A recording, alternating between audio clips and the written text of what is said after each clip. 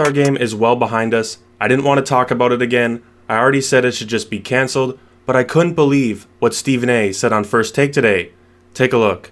There were people that came before these guys. Now, you know as well as I do, Mike, 1 to 2 guys that have the right attitude about this, that is a superstar, changes everything. Remember what happened last year.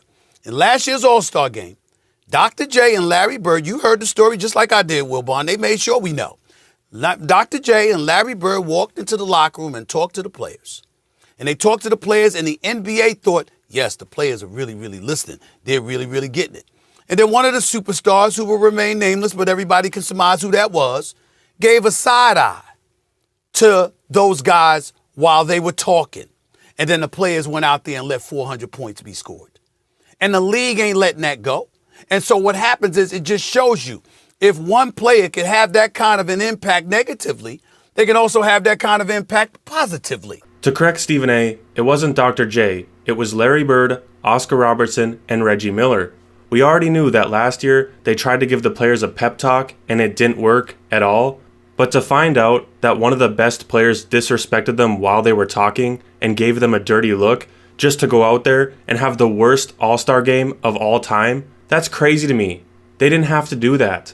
What that tells me is they're not holding back from playing hard, which throws the injury excuse right out the window. They are purposely playing with as little effort as possible to make a statement to the league. When you hear stories like this, with open, blatant disrespect, you start to realize why Oscar Robertson would go at a player like Draymond Green.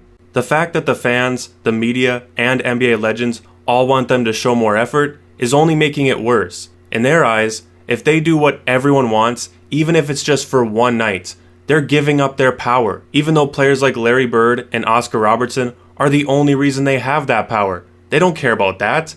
I know how Stephen A. and some of his sources can be, but Larry Bird went into that game hopeful that they would put on a show. Now he calls it a joke, he said he's done with it, and he didn't go this year, which adds validity to what Stephen A. said. He likely felt disrespected. The effort was better this year, but that's only from 2 factors. 1, Victor Wembanyama, and 2, the OGs didn't want to be embarrassed by a bunch of rookies. That's not going to happen every year. That's why I still say it should be canceled. And when they talk about celebrating the game today and appreciating it for what it is, stop being so critical. This is the problem. It's not just about preferences and how the game has changed. It's that the players today go out of their way to purposely disrespect the game and the fans, which hasn't happened in any other era of basketball. Thank you for watching, and don't forget to like, share, and subscribe to see more of our videos.